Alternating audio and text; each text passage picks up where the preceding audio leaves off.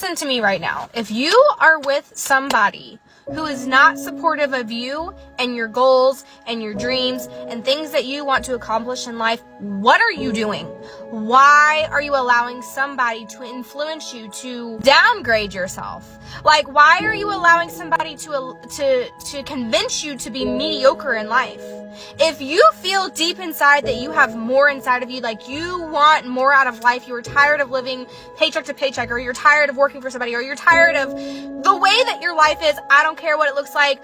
If you have a dream and the person that you love that says they love you is trying to convince you to stop going after that dream, like, that is not your person. You should be with somebody who wants to build with you, who wants to see you succeed, who wants you to win just as much as you want to win.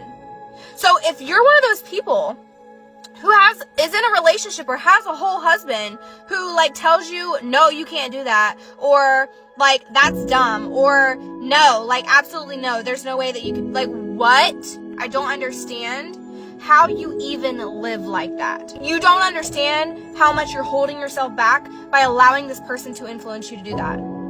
I just needed to say that really quick.